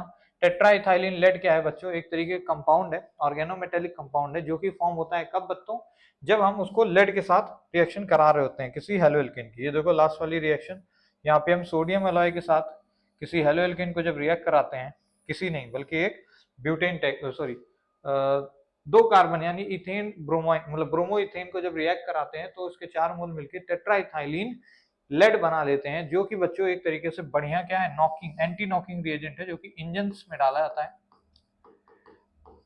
वैसे डालते तो पेट्रोल के अंदर है, इसको हम मिक्स करते हैं ताकि पेट्रोल से जो पैदा होने वाली नॉकिंग है, मतलब पेट्रोल बढ़िया से कंबशन हो, हमारी हार्मफुल गैसेस ना जनरेट हो, इसलिए हम यूज करते हैं पेट्रोल के अंदर। ठीक है, क्या नाम है, टेट्रा इथाइल लेड। ठीक है, TEL, तेल करके याद रख लेना। फिर एक और बड़ा इंपॉर्टेंट हमारा रिएजेंट जो कि ऑर्गेनोमेटेलिक कंपाउंड ही है, ये भी ऑर्गेनोमेटेलिक कंपाउंड है, ये भी ऑर्गेनोमेटेलिक कंपाउंड है, ये भी ऑर्गेनोमेटेलिक कंपाउंड है, R2CuLi। इसका क्या नाम है, R2CuLi। बच्चों इसको गिलमंस रिएजेंट बोलते हैं, गिलमंस रिएजेंट, बड़ा ही इंपॉर्टेंट है ऑर्गेनिक केमिस्ट्री में ये भी। इसको हम कोरे हाउस सिंथेसिस, जब हम एल्केन बना रहे थे क्लास 11th में, याद करो एल्केन चैप्टर था, उसमें हम एल्केन्स की प्रिपरेशन में सिमेट्रिक एल्केन्स बना रहे थे कोरे हाउस सिंथेसिस के अंदर, किससे, गिलमंस रिएजेंट से। ये भी क्या है, एक halo alkane sorry organometallic compound है, जो कि कब बनता है, जब हमारे हेलो एल्केन्स मेटल के साथ रिएक्ट करते हैं। किसके साथ, मेटल्स के साथ। यहाँ पे 2 मेटल हैं, कॉपर और लिथियम। ठीक है, चलो भाई यही सब इंपॉर्टेंट चीजें हैं, लिखते चलना, आगे बढ़ते हैं। अब आ जाओ एक और बेशुमार खूबसूरत सी हमारी इसी टाइप की रिएक्शन, जिसमें हमारा हेलो एल्केन मेटल के साथ रिएक्ट करेगा। ये रहा हमारा हेलो एल्केन, जैसे कि CH3, सर राइटिंग अच्छी नहीं है, कलर बदल देता हूँ बच्चों। जैसे कि यहाँ पे मान लो CH3Br ले लेते हैं, क्या लेते हैं, CH3Br, एक तरीके हेलो एल्केन है, इसको रिएक्ट करा दो NaCl के साथ। किसके साथ, NaCl के साथ। हम सॉरी NaCl क्या बोल रहे हैं सर, सोडियम मेटल के साथ रिएक्ट करा रहे हैं हम लोग, तो क्या होता है बच्चों, ये यहाँ से Br को लेके निकल जाता है, NaBr बना लेता है और सिंपली इसके 2 मोल लेते हैं, 2 मोल सोडियम के लेते हैं तो 2 मोल NaBr बाहर होता है और CH3 हमारे पास बन के तैयार हो जाता है, यानी एक एल्केन बन जाता है।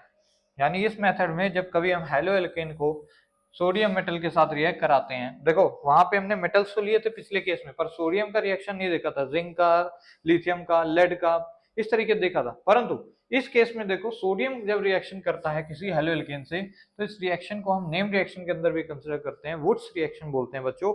इस केस में सोडियम मेटल जो ब्रोमीन या हेलोजन पार्ट है उसको लेके प्रेसिपिटेट बना के बाहर हो जाता है, NaBr का प्रेसिपिटेट, और हमारा एल्केन बन जाता है। तो हेलो एल्केन से अगर बोले एल्केन फॉर्म करना है, किससे बच्चों, हेलो एल्केन से अगर हेलोजन को निकाल के, सॉरी एल्केन में ई आएगा, हेलो एल्केन से अगर बच्चों हेलोजन को निकाल के आपको एल्केन फॉर्म करना है, तो रिएक्शन कौन सी यूज करना भैया, वुड्स रिएक्शन यूज करना बड़ी इंपॉर्टेंट है for the preparation of alkene.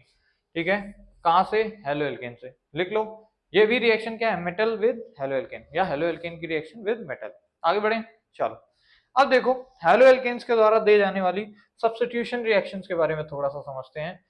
Sir substitution क्या होता है, देखो बच्चों सब्स्टिट्यूशन के अंदर 2 टाइप के सब्स्टिट्यूशन पढ़ोगे, nucleophilic substitution SN1 and nucleophilic substitution 2, यानी बाई मॉलिक्यूलर एंड यूनिमॉलिक्यूलर। आप लोगों को पता होगा जो यूनिमॉलिक्यूलर है इसमें क्या होते हैं, ये 2 स्टेप रिएक्शन होती है, 2 स्टेप रिएक्शन अगर बात करें तो, और ये हमारी सिंगल स्टेप रिएक्शन होती है। ये सभी बेसिक 11th में पढ़ा हुआ है। 2 स्टेप रिएक्शन है, इसके अंदर कार्बोकैटायन बनता है सर, कार्बोकैट आयन बनता है, इसके अंदर ट्रांजिशन स्टेट बनती है, ट्रांजिशन स्टेट। कार्बोकैटायन की बच्चों स्टेबिलिटी क्या होती है, 3 degree greater than, 2 degree greater than, 1 degree. फिर अल्फा हाइड्रोजन देख लेना। ट्रांजिशन स्टेट की स्टेबिलिटी क्या होती है sir, stability inversely proportional to steric hindrance होती है, स्टेरिक हिंड्रेंस।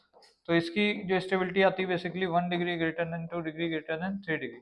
इसकी स्टेबिलिटी जस्ट उसके उल्टे हो जाती है बिकॉज वो स्टेरिक हिंड्रेंस के उस तरह। बाकी एक में पोलर सॉल्वेंट होता है, एक में नॉन पोलर होता है। अच्छा सब्स्टिट्यूशन समझ गए ना, मतलब क्या है सर, हमारा जो हेलोजन है मतलब हेलो एल्केन है, जब हम इसको किसी के साथ रिएक्ट कराएंगे, मान लो ये, तो अगर ये इसको क्या कर दे रहा है, सब्स्टिट्यूट कर दे रहा है और R ऐसे कुछ बन जा रहा है और X को बाहर निकाल दिया, तो अगर ध्यान से देखो तो यहाँ पे कौन सब्स्टिट्यूट हो रहा है, न्यूक्लियोफाइल सब्स्टिट्यूट हो रहा है। क्या है ये, X क्या था, X माइनस होता है बच्चों, न्यूक्लियोफाइल क्या होता है, न्यूक्लियस लविंग। ये क्या है, न्यूक्लियोफाइल है, न्यूक्लियस को लव करेगा मतलब नेगेटिव चार्ज खुद होगा तभी तो पॉजिटिव चार्ज को लव करेगा। It means X minus is a nucleophile, और यहाँ पे न्यूक्लियोफाइल का क्या हो रहा है, सब्स्टिट्यूशन हो रहा है। ठीक है, तो हम बोल सकते हैं 2 टाइप के सब्स्टिट्यूशन होंगे, या तो न्यूक्लियोफाइल सब्स्टिट्यूशन 1 या फिर SN2। ठीक है, SN1 SN2 बेसिक बातें हैं, उसमें एक 3 to 1, एक में 1 to 3 स्टेबिलिटी ऑर्डर। अच्छा अब हमें जो पढ़ना है इसके अंदर वो देखते हैं। हमें सबसे पहले सब्स्टिट्यूशन बाई साइनाइड देखना है, इसमें 2 मेन रिएक्शन हमें पढ़नी है। याद रखना RX को, RX मतलब कि कोई हेलो एल्केन जैसे कि CH3Cl ले लेते हैं, हमें क्या करना है, KCN के साथ रिएक्शन कराना है, तो जो कंपाउंड मिलेगा हमारा CH3CN मिलेगा। यानी क्या हुआ कि भैया ये जो साइनाइड था, CN यहाँ पे माइनस फॉर्म में है और ये पोटेशियम प्लस में, ये Cl माइनस के फॉर्म में था, तो एक हेलोजन को दूसरे हेलोजन ने क्या कर दिया सर, सब्स्टिट्यूट कर दिया है, इसीलिए इस रिएक्शन को क्या बोला हमने, न्यूक्लियोफिलिक सब्स्टिट्यूशन। ध्यान से देखो तो ये CN आया होगा, इस Cl को धक्का मारा और खुद आ गया, और साथ में अलग से क्या बन जाएगा भैया, हमारा क्या चीज बचेगा, KCl अलग हो जाएगा। समझ रहे हो क्या बच्चों, यहाँ पे एक तरीके का न्यूक्लियोफिलिक सब्स्टिट्यूशन देखने को मिला है। अच्छा यहाँ पे एक केस पढ़ाया जाता है कि अगर यही सेम रिएक्शन AgCN के साथ कराएं हम लोग, किसके साथ, थोड़ा सा रिएजेंट को बदलते हैं, पहले पोटेशियम का साइनाइड था अब सिल्वर का साइनाइड है AgCN, तो ये रिएक्शन ऐसे ही होती है, पर यहाँ पे NC वाला प्रोडक्ट मिलता है और AgCl बाहर हो जाता है प्रेसिपिटेट के तौर पे। मतलब क्या है बच्चों, NC क्यों बना, मतलब NC और CN आपको पता होगा ये एम्बीडेंटेट न्यूक्लियोफाइल है, एम्बीडेंटेट न्यूक्लियोफाइल है। क्यों, क्योंकि यहाँ पे कार्बन के ऊपर नेगेटिव चार्ज होता है और नाइट्रोजन के ऊपर लोन पेयर्स होते हैं डोनेट करने के लिए, तो भैया ये एक तरीके दोनों तरफ से अटैच हो सकता है। तो शुरू में जब हमने KCN लिया तो वहां पे साइनाइड CN यानी साइनाइड तरीके से अटैच हुआ, जब हमने दूसरा न्यूक्लियोफाइल लिया मतलब AgCN, हमारा वो था रिएजेंट, तब उसने नाइट्रोजन साइड से अटैक किया और एक आइसोसाइनाइड वाला कंपाउंड बनाया। ये क्या था? आइसोसाइनाइड था बच्चों, और ये साइनाइड है। आपसे इंपॉर्टेंट चीजें ही मैं डिस्कस कर रहा हूँ, डायरेक्टली एक एक नंबर में पूछे जाने वाली चीजें हैं, ठीक है। इस वीडियो को कॉपी करके लिख लेना, इसके नोट्स आपको डिस्क्रिप्शन में मिल जाएंगे, बहुत इंपॉर्टेंट है, ठीक है। आगे बढ़े, चलो। अब देखो substitution by alcoholic KOH, sorry aqueous KOH देखते हैं, क्योंकि एल्कोहलिक केओएच से क्या होगा, एलिमिनेशन रिएक्शन होती है। धीरे धीरे आपको रिएजेंट्स याद हो जाएंगे, टेंशन की बात मत लो। देखो एक्वस केओएच मतलब क्या है, तो हमने क्या करा, सिंपली मान लो CH3Cl है। अभी हम सभी एल्केन्स की रिएक्शन करा करा के देख रहे हैं, अब हम सब्स्टिट्यूट करेंगे एक्वस केओएच से, यानी अब OH सब्स्टिट्यूट हो जाएगा। एक्वस केओएच ले लो, मतलब केओएच को पानी के अंदर डाल के, ठीक है, एक्वस। तो अब क्या होगा बच्चों, न्यूक्लियोफाइलिक सब्स्टिट्यूशन यहाँ भी होगा, परंतु अब हमारा CH3OH मिल जाएगा, यानी मीथेनॉल बन जाएगा। और सर हमारा KX यानी कि हमारा KCl बाहर हो जाएगा। समझ पाए क्या रिएक्शन को? पिछली बार क्या बच्चों, साइनाइड हमारा आ जा रहा था भाई, यहाँ से आके साइनाइड बन जा रहा था। इस बार हमारा OH ग्रुप यानी OH माइनस, जो कि एक न्यूक्लियोफाइल है बच्चों, वो जाके सब्स्टिट्यूट हो जा रहा है। तो एक तरीके सब्स्टिट्यूशन बाई एक्वस KOH हमने बोल दिया। तो this is a method of preparing क्या भैया, एल्कोहल फ्रॉम हेलो एल्केन। इसी तरीके से बच्चों जब हम एल्कोहल फिनोइल से पढ़ रहे होंगे तो वहां एक प्रिपरेशन मेथड आएगा एल्कोहल का फ्रॉम हेलो एल्केन, जो कि ये रहने वाला है, ठीक है। एक्वस KOH के साथ सब्स्टिट्यूशन ऑफ वो हमारा करना है। अच्छा, इसी तरीके से एक और सब्स्टिट्यूशन रिएक्शन, जिसको बड़ा ही नेम रिएक्शन के नाम से हम जानते भी हैं, इसको बोलते हैं बच्चों विलियमसन सिंथेसिस। क्या बोलते हैं? Williamson synthesis for ether, of ether या फिर फॉर ईथर। ईथर बनाते हैं हम लोग इस रिएक्शन से। ईथर होता है ROR। मतलब क्या करना है, सिंपली हमें एक कोई हेलो एल्केन ले लो, इसकी रिएक्शन करा दो RONA से, या फिर हाँ RONA मतलब CH3ONA, सोडियम एल्कोक्साइड बोलते हैं इसको। अब क्योंकि ये है तो सोडियम मिथॉक्साइड हो जाएगा। ये क्या हो जाएगा, मिथॉक्साइड। और एसीटोन वगैरह मीडियम लेते हैं और हीट कर देते हैं इसको। जब ऐसी कुछ रिएक्शन देखने को मिलती है, मतलब होता है, तो हमारे पास क्या होता है, ये Cl हमारा Na पकड़ लेता है। ये Cl को फिर से हमने बताया, Na क्या करता है, हर बार जो हमारा हाइड्रोजन वाला पार्ट है उसको लेके भाग जा रहा था, याद है पिछले केस में, याद है NaCl निकल जा रहा था। तो यहाँ पे भी NaCl बाहर हो जाएगा और बचेगा क्या बच्चों, CH3O ये क्या है बच्चों, एक ईथर है, ROR। हालांकि ये ROR डैश भी हो सकता था, अगर हम इधर मिथाइल लिए थे इधर इथाइल लेते तो उधर मिथाइल O इथाइल, इस तरीके से कुछ बन जाता कंपाउंड। समझ पा रहे हो क्या बच्चों? यानी इस रिएक्शन में हमने क्या किया, यहाँ भी न्यूक्लियोफिलिक सब्स्टिट्यूशन हो रहा है। अगर हम बात करें तो OR ये जो टोटल पार्ट है ये नेगेटिव पार्ट है, और मेटल क्या है, पॉजिटिव पार्ट है। तो ध्यान से देखो, तो यही पार्ट तो आके इस पे चिपक गया है क्लोरीन को हटा के, तो ये भी एक तरीके का सब्स्टिट्यूशन रिएक्शन हो रही है। अब SN1 है कि SN2 ये आपको टेंशन नहीं लेनी, बस आप इतना समझिए कि एक पार्ट जाएगा दूसरा पार्ट आके लग जाएगा, प्रोडक्ट क्या बनाएंगे आप ये सोचिएगा बस, ठीक है। NaCl का PPT फॉर्म होके हमारी ईथर बन जाता है। इस रिएक्शन को नेम रिएक्शन बोलते हैं, कौन सी, विलियमसन सिंथेसिस। आगे बढ़ जाए, चलो। अब बच्चों लिख लो एलिमिनेशन रिएक्शन, जो कि हम देखेंगे हेलो एल्केन्स के केस में। हेलो एल्केन एलिमिनेशन रिएक्शन कैसी देते हैं, तो देखो भैया, हमें जो एलिमिनेशन पढ़नी है, अल्फा बीटा एलिमिनेशन बेसिकली पढ़नी है। अल्फा बीटा एलिमिनेशन हमारे सिलेबस में जो है, बेसिकली एक हेलो एल्केन लेते हैं हम लोग, मान लो कि CH3CH2Cl। अगर मैं इसको बॉन्ड के फॉर्म में बनाऊं थोड़ा अच्छे से, तो CH3CH और यहाँ पे Cl, और इसके भी हाइड्रोजन को दिखा देता हूँ, तो ये H हो जाएगा, ये H हो जाएगा, और ये भी H हो जाएगा। ये हमारा क्या है, इथाइल क्लोराइड है। हमें सिंपली क्या करना है भैया, एलिमिनेशन रिएक्शन करना है। एलिमिनेशन जनरली एल्कोहलिक KOH में होता है। अभी जैसे पीछे बताया था एक्वस, तो यहाँ पे एल्कोहलिक KOH यूज करते हैं और इसको हल्का फुल्का हीट कर देते हैं, ठीक है। इस टाइम में क्या होता है बच्चों, बहुत ही बढ़िया सी चीज देखने को मिलती है कि हमारा, हाँ देखो, पहले तो यहाँ अल्फा बीटा एलिमिनेशन क्यों बोला है, इस चीज को समझते हैं। अल्फा कार्बन वो कार्बन होता है जिससे हेलोजन अटैच्ड है, तो ये हो गया अल्फा कार्बन, और बीटा कार्बन ये हो गया।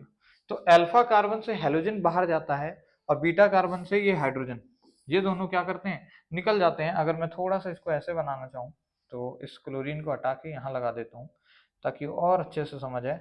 ये Cl यहाँ बनाता हूँ, ये H इधर, ठीक है, लगा सकते हैं ना, कोई दिक्कत नहीं।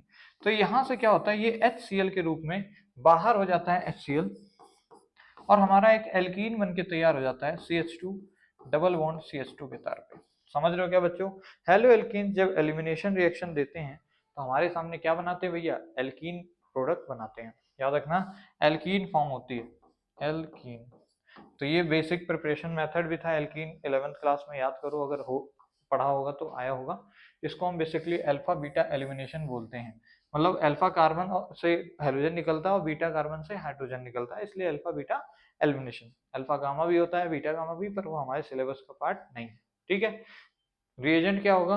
एल्कोहलिक KOH होगा बच्चों। याद रखना, अगर इस एल्कोहलिक की जगह एक्वस KOH होता तो क्या होता? सिंपली सब्स्टिट्यूशन रिएक्शन देखने को मिलती, ये OH हटके इधर Cl की जगह आ जाता तो ये बन जाता CH3 CH2OH, मिथेनॉल बन जाता प्रोडक्ट। समझ रहे हो? जब एक्वस KOH होता तो प्रोडक्ट क्या होता हमारा? ये होता है जो कि हमने अभी पीछे पढ़ा है। याद है? ये देखो, substitution by aqueous KOH। Alcoholic होगा तो हमारे पास एलिमिनेशन रिएक्शन देखने को मिलेगी। जैसे कि यहाँ पे देखो, एक टर्शरी हमारे पास हेलो एल्केन है, CH3 सिंपल एग्जांपल है। यहाँ पे भी CH3 लगा दो और इधर एक Cl लगा दो। और जब हमने इसको एल्कोहलिक, देखो ध्यान से, एल्कोहलिक QH दे रखा है मीडियम, एल्कोहलिक, और हीट कर दिया सिंपल, तो क्या हुआ भैया? डीहाइड्रोहेलोजिनेशन गया सर। यहाँ से मान लो एक हाइड्रोजन हटा और इधर का एक क्लोरीन, क्या कर दिया सर? इस तरीके से मैं इसको ऐसे दिखा दे रहा हूँ, अल्फा, सॉरी गलत बना दिया, गलत बना दिया बच्चों, माफी चाहूंगा।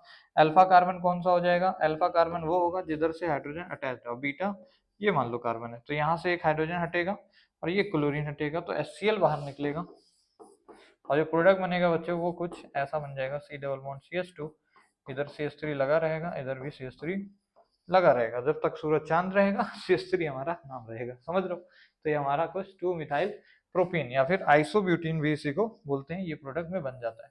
देख सकते हो यहाँ पे रिएक्शन लिखा है। अच्छा, साथ में H2O वगैरह क्यों निकाला है? ताकि रिएक्शन को बैलेंस कर सके। एक्वस KOH यूज हुआ है, वो आपस में वाटर बना के निकलता है। ठीक है बच्चों, समझ आया क्या? आगे बने, चलो। मतलब कुल मिला के एल्कोहलिक KOH होगा तो हमारा एलिमिनेशन, मतलब एलिमिनेट हो गया यहाँ से। ये क्या हुआ? सब्स्टिट्यूट नहीं हुआ, इसकी जगह कुछ आया थोड़ी, डबल बॉन्ड बन गया इसकी जगह। समझ लो? इसलिए एलिमिनेशन रिएक्शन बोला है हमने बेसिकली। अब इसमें क्या होता है? एलिमिनेशन कई तरीके से हो सकता है। जैसे कि मान लो एक एल्कीन ऐसे ले लें, CH3CH double bond CH2, sorry ऐसे कुछ, CH3CH2Cl, और थोड़ी बड़ी चेन ले लेता हूँ मैं थोड़ा समझाने के लिए, 3CH2, क्या कर रहे हैं सर, CH2CH2Cl। मान लो ये एक बच्चों हेलो एल्केन है, इसमें हमने एल्कोहलिक KOH यूज किया और हीट कर दिया, तो क्या होगा? Cl हटेगा, इधर वो हटेगा और एक डबल बॉन्ड आ जाएगा, CH3CH डबल बॉन्ड CH2। ऐसा कुछ कंपाउंड देखने को मिल जाएगा, यही मिलेगा ना? अच्छा, इस केस में हम नहीं बता सकते, थोड़ा सा बड़ी चेन और लेनी पड़ेगी। माफ कीजिएगा बच्चों, आपका टाइम खा रहा हूँ। CH2CH2CH2Cl। इस केस में बच्चों देखो, जब हम यही सेम एल्कोहलिक KOH यूज किए, अल्कोहलिक, और हीट कर दिए, तो हमारे पास कंपाउंड देखने को मिला CH3CH2CH2CH, सॉरी CH नहीं, इधर से हाइड्रोजन हटेगा तो CH डबल बॉन्ड CH2। इस केस में हमारे पास एक ये एल्कीन बन रही है, और अगर मैं देखूं अल्फा बीटा एलिमिनेशन की जगह दूसरा प्रोडक्ट बनाना चाहूँ, CH3CH double bond CH single bond CH3, ध्यान से देखो तो ये दोनों सेम ही चीजें हैं। यहाँ पे C एक बॉन्ड, 1 2 3, ठीक है। तो यहाँ पे क्या है, ध्यान से देखो, ये भी एक आइसो मतलब ब्यूटीन ही है और ये भी एक ब्यूट इन है, बस एक ब्यूट 2 इन है, एक ब्यूट 1 इन है, इसको बोलेंगे ब्यूट 1 इन, और बच्चों ये होगा ब्यूट 2 इन। आइसोमर्स हैं दोनों एक दूसरे के। तो आखिर हमारा इनमें से सबसे ज्यादा मेजर प्रोडक्ट कौन सा बनेगा? देखो एल्कीन जब भी हम बनाएंगे इस तरीके से अपने हेलो एल्केन्स का क्या करके, एलिमिनेशन करके, तो हमेशा ही 2 प्रोडक्ट बच्चों देखने को मिलेंगे। एक होगा हमारे पास सेटजेप प्रोडक्ट, एक होगा हमारे पास क्या, दूसरा वाला कुछ नहीं होगा, नॉन सेटजेप हो जाएगा। तो हमारा जो स्टेबल वाला एल्कीन होगा, वो स्टेबल कैसे हम चेक करते हैं? अल्फा हाइड्रोजन से। स्टेबिलिटी ऑफ एल्कीन मतलब अल्फा हाइड्रोजन, मतलब डबल बॉन्डेड कार्बन से जो कार्बन कनेक्ट है उसको अल्फा कार्बन बोलते हैं। तो ये हो गए 2 अल्फा कार्बन, यहाँ पे 6 अल्फा हाइड्रोजन आ रहे हैं इनसे जो जुड़े हैं। यहाँ पे अगर देखें तो अल्फा कार्बन एक है जिसमें 2 ही अल्फा हाइड्रोजन हैं, इट मीन्स ये वाला ज्यादा स्टेबल होगा और ये हमारा सेट सेफ प्रोडक्ट होगा। ठीक है। और ये हॉफमैन प्रोडक्ट भी बोल सकते हो, हॉफमैन। और हॉफमैन जनरली क्या होता है, अनस्टेबल होता है। हॉफमैन प्रोडक्ट अनस्टेबल होता है, अनस्टेबल मतलब क्योंकि इसकी एल्कीन ही अनस्टेबल है। तो वही चीज यहाँ लिखा हुआ है ऊपर, अगर आप पढ़ना चाहो, अब आपको ये चीज क्लियर होगी। इसमें लिखा है ईज ऑफ डिहाइड्रोहेलोजेनेशन। डिहाइड्रोहेलोजेनेशन मतलब यही एलिमिनेशन, क्योंकि हाइड्रोजन और हेलोजन साथ में निकल रहा है और डबल बॉन्ड फॉर्म हो रहा है। तो वही पूछा है किसमें ज्यादा डिहाइड्रोहेलोजेनेशन होता, जिसमें ज्यादा एल्कीन स्टेबल बनेगी। ऐसी रिएक्शन जिसके अंदर स्टेबल एल्कीन बन रही होगी उसके अंदर डिहाइड्रोहेलोजेनेशन ज्यादा अच्छा होगा। जैसे कि इसमें और इसमें ज्यादा अच्छा वो कौन सा बोला, मतलब बोला है कि एक बार आपने ये एल्केन ले लिया मान लो, और एक बार ये एल्केन ले लिया, और दोनों में आपने क्या करा, यही एलिमिनेशन कराया, तो किसमें रिएक्शन का रेट फास्ट होगा? बताओ बच्चों, किसमें फास्ट होना चाहिए आपके हिसाब से? सर फास्ट होगा इस वाले में, बिकॉज इसमें ज्यादा स्टेबल एल्कीन्स बन रही हैं। इस एल्कीन को देखो, इसमें छह छह मतलब तीन तीन छह अल्फा हाइड्रोजन है। अगर इस एल्कीन को देखोगे, इसमें अल्फा हाइड्रोजन तीन है, समझ रहे हो? तो इस वाले हेलो एल्कीन और इस वाले हेलो एल्कीन में जल्दी एलिमिनेशन कौन देगा? जिसमें स्टेबल एल्कीन बन रही होगी। यही चीज यहाँ पे लिखा हुआ है। स्टेबिलिटी ऑफ हेलो एल्कीन कैसे देखते हैं? अल्फा हाइड्रोजन से, ठीक है। अल्फा हाइड्रोजन बेसिक 11th की चीजें हैं, वही सब लिखा है, ठीक है। जिसमें मोर स्टेबल एल्कीन बनेगा वही फास्टर फॉर्म होगा, ठीक है। आगे बढ़ते हैं। अब देख लो, रिडक्शन टाइप की रिएक्शन हमें पढ़नी है, जो कि भैया हेलो एल्केन देते हैं। रिडक्शन क्या होता है सर? एडिशन ऑफ हाइड्रोजन को बच्चों रिडक्शन बोल देते हैं, हालांकि गेन ऑफ इलेक्ट्रॉन को भी रिडक्शन ही कहते हैं। तो ये बेसिकली कैसे होता है, हमारे पास कुछ एक कैटलिस्ट है बच्चों, जैसे कि लिखा हुआ है निकल और प्लैटिनम, प्लैटिनम, और टेम्परेचर हाई रखना पड़ता है 523 केल्विन जैसे कि है। या फिर एक और हमारे पास कैटलिस्ट होता है, जैसे कि जिंक और कॉपर का कपल यूज करते हैं। कपल वाला कपल नहीं, ठीक है, इन दोनों का आपस में साथ में रखते हैं रॉड्स में, और मेथनॉल यानी एसिडिक सॉल्यूशन रखते हैं। CH3 C2H5OH लिख दिया है डायरेक्टली, C2H5OH। एक और बच्चों हमारे पास यहाँ पे बढ़िया सॉल्यूशन है, रेड फास्फोरस लगा के। रेड फास्फोरस, क्योंकि ये भी बहुत अच्छा रिड्यूसिंग एजेंट है। जितने अच्छे रिड्यूसिंग एजेंट यूज करोगे उतने अच्छे होंगे। बनेगा क्या, वो चीज भी समझते हैं। देखो बच्चों, हालांकि यहाँ पे आपके सामने मेंशन्ड है, जब भी कभी हम किसी हेलो एल्केन का रिडक्शन कराएंगे तो वो क्या होगा भैया, सिंपली हमारा हाइड्रोजन उसको बाहर निकल भाग जाएगा। जैसे कि मान लो CH3 CH2Br था, इस केस में हमने क्या किया, हाइड्रोजन का एडिशन कराया, मतलब निकल प्लेटिनम के साथ, ठीक है। ये कैटलिस्ट लिखा हो या फिर हाइड्रोजन को नहीं भी लिखा होगा तो भी तुम्हें मन में समझना है कि क्या होगा, हाइड्रोजन का एडिशन, क्योंकि ये अंडरस्टूड होता है कि जब निकल प्लेटिनम लिख दिया है तो इसका रिडक्शन होने वाला है, ठीक है। तो रिडक्शन कराएंगे, ओहो ये क्या हो गया, रिडक्शन करा के क्या बनेगा बच्चों, CH3 CH2 CH2 होता, परंतु CH2 के साथ एक H और आ जाएगा। ये H कहाँ से आया बच्चों, रिडक्शन होने के बाद हाइड्रोजन इसमें मिल गया, और एक H Br के साथ लेके निकल जाएगा, समझ रहे हो? क्योंकि H2 का एडिशन कराया, एक H इधर आ गया, एक H उधर Br को लेके भाग गया है। तो कुछ ऐसे हमारे देखने को मिलती है, यानी रिडक्शन से हमें क्या मिलता है, एल्केन प्रोडक्ट मिलता है। ये क्या है, इथेन है। तो लिख लेना बच्चों, एल्केन प्रोडक्ट मिल जाता है। अच्छा, और कहीं से भी एल्केन हमें मिल रहा था देखने को, कहाँ गई रिएक्शन, एल्केन हमें और कहाँ से मिल रहा था भाई, कहाँ गया, ये रहा एल्केन। हमें वुड्स रिएक्शन से भी एल्केन बच्चों बनता हुआ देखने को मिल रहा था, याद रखना, क्योंकि ये हमारे कन्वर्जन में काम आएगा, ठीक है। अच्छा भाई चलो आगे बढ़ते हैं सर, एलिमिनेशन तक हम लोग पहुंच गए, उसके बाद हमने रिडक्शन की भी बात कर ली। अब बच्चों लास्ट बट नॉट लीस्ट थोड़ी सी और बेसिक बातें कर लेते हैं, यही SN1 SN2 की, और फिर ये वीडियो खत्म करते हैं, ठीक है। बहुत बड़े लेंदी वीडियो हो गया। हमने देखा रिएक्शन ऑफ मेटल्स की बात करें तो उसमें जो मोस्ट फेमस रिएक्शन थी वुड्स रिएक्शन, आपको याद होनी चाहिए, एल्केन्स का प्रिपरेशन हो रहा था इसमें। अगर फिर रिडक्शन की बात करें, अभी ये तो मेटल के साथ रिएक्शन था, ये रिडक्शन की बात करें तो हमें एल्केन फिर से मिल रहा है रिडक्शन से, और रिएक्शन विद मेटल से जब सोडियम मेटल से कराते हैं तो दोनों ही केस में क्या मिल रहा है, एल्केन मिल रहा है। याद रखना, टेट्राइथाइल लेड जो कि बढ़िया एंटी नॉकिंग रिएजेंट था, जो कि कब बनता है, जब लेड को हम मिक्स करा रहे थे हेलो एल्केन से। खैर, एलिमिनेशन रिएक्शन से हमें एल्कीन मिल जाता है। जब हम सब्स्टिट्यूशन न्यूक्लियोफिलिक सब्स्टिट्यूशन कराते हैं तो अगर एक्वस KOH यूज करते हैं तो अल्कोहल मिल जाता है। अल्कोहलिक KOH से क्या हो जाता है, एलिमिनेशन रिएक्शन देखने को मिलती है। एक्वस KOH से क्या होता है, OH जाके चिपक जाता है और एक अल्कोहल फॉर्म हो जाता है हेलो एल्कीन से, ठीक है। परंतु ये रिएक्शन यहाँ पे देखो क्या लिखा हुआ है, this reaction is SN1, SN1 है ना, नहीं नहीं, ये रिएक्शन बच्चों SN2 है, लिख लेना। ये जो हमारी OH वाली एक्वस OH वाली रिएक्शन थी SN2 थी, SN2 में स्टेबिलिटी का ऑर्डर देख लेना, क्योंकि आपसे क्वेश्चन ये पूछेगा कौन जल्दी फास्ट रिएक्शन दे देगा, समझो।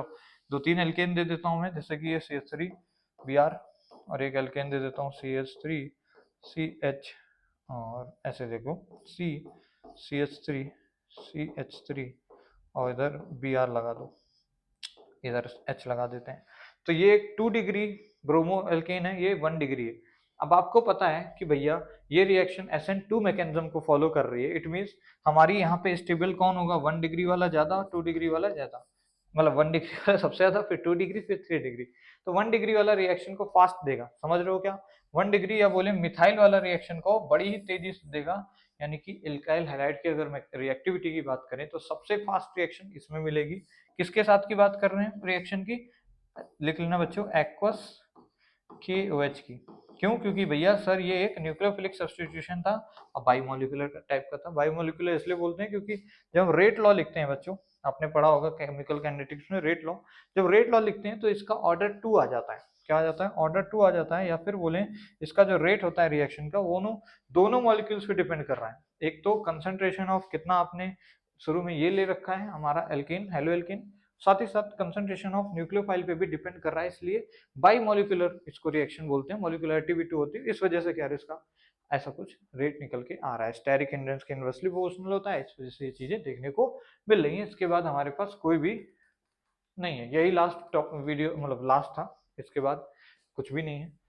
आशा करता हूँ कि आपको ये वीडियो में जितने भी कंटेंट दिया है सब कुछ समझ आया होगा। इन केस कोई भी दिक्कत आती है आप कमेंट डाउन कर सकते हैं, बिकॉज मैं समझ सकता हूँ यार, एक साथ पूरी ऑर्गेनिक का इतना बड़ा पोर्शन खत्म कराना मतलब बेवकूफ़ी होती है।